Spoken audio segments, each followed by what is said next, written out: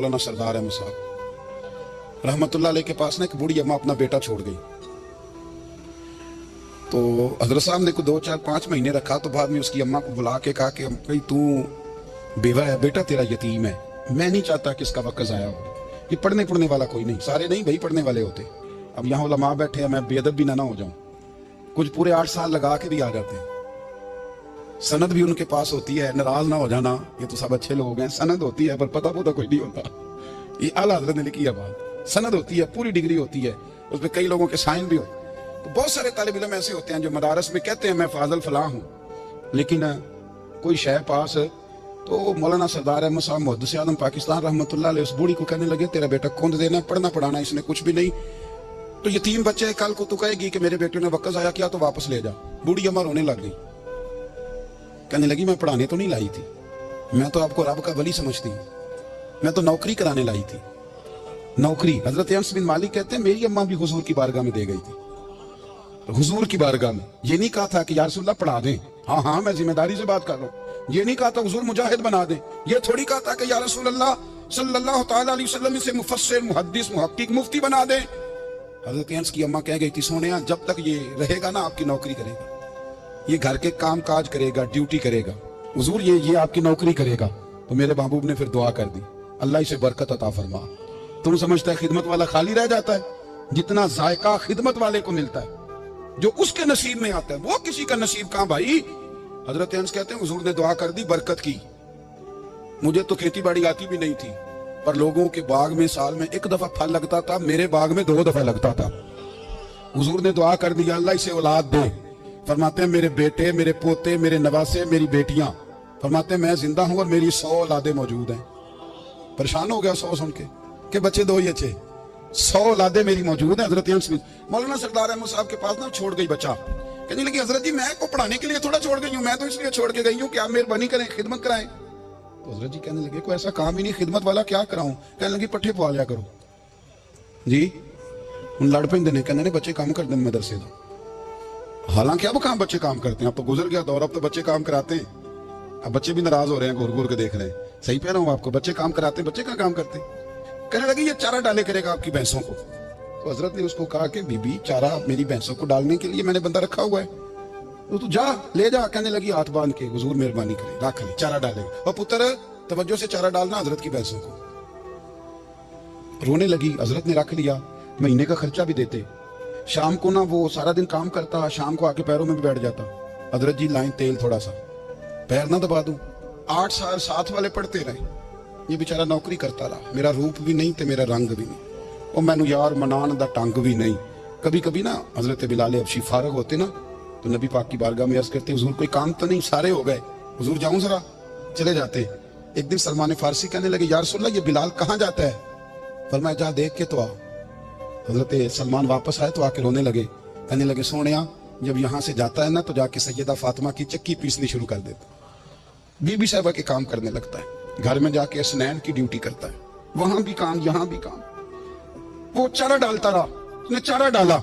हजरत मुहद्दिस आज़म की भैंसों को दस्तार फजीलत का वक्त आ गया, सारे पगड़ियां सजा के आ गए, आज दस्तार होगी।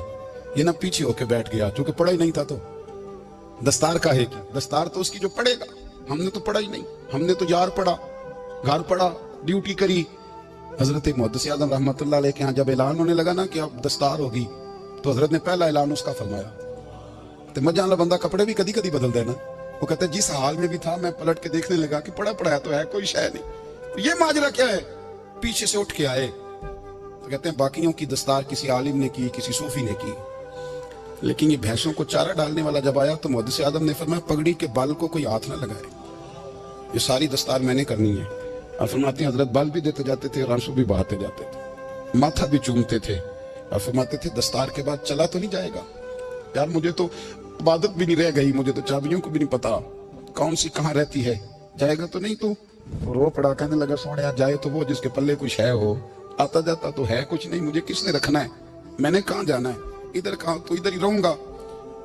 उस तालिब इल्म के सारे उस्ताद भाई कहते हैं उसने दस्तार कराई, पढ़ा पढ़ाया कुछ नहीं, पर जो मसला अड़ जाता था ना, वो जो अड़ जाता था ना, वो जाके उससे पूछते थे तो किताबें खोलने की जरूरत नहीं पड़ती थी।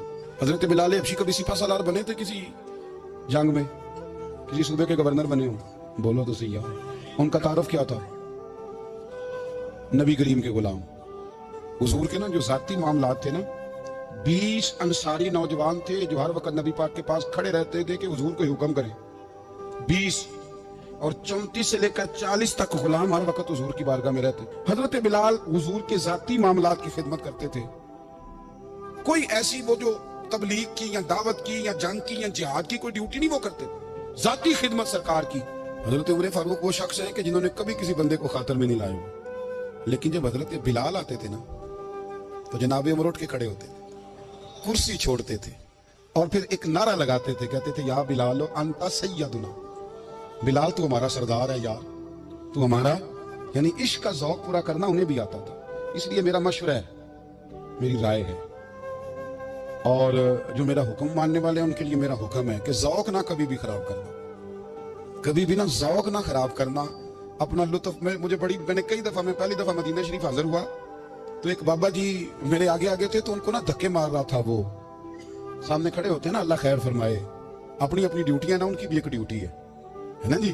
तो धक्के मार रहा था तो बाबा उसे कह रहा था तेरी खैर हो पहरेदारा, रोजे दी जाली चुम लैन दे।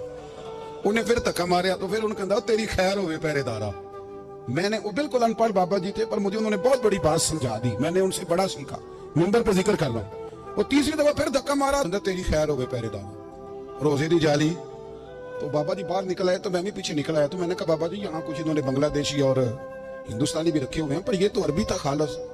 ਉਹਨੂੰ ਕਦੋਂ ਤੁਹਾਡੀ ਵੀ ਸਮਝ ਆਉਂਦੀ ਸੀ? ਤੁਸੀਂ ਪੰਜਾਬੀ ਦਾ ਸ਼ੇਰ ਸੁਣਾਈ ਜਾ ਰਹੇ ਹੋ। ਕਹਿੰਦੇ ਪੁੱਤਰ ਮੈਨੂੰ ਵੀ ਪਤਾ ਹੈ ਉਹਨੂੰ ਨਹੀਂ ਸਮਝ ਆ ਰਹੀ, ਪਰ ਮੈਂ ਤੇ ਆਪਣਾ ਰਾਂਝਾ ਪੈ ਰਾਜ਼ੀ ਕਰਦਾ ਸੀ।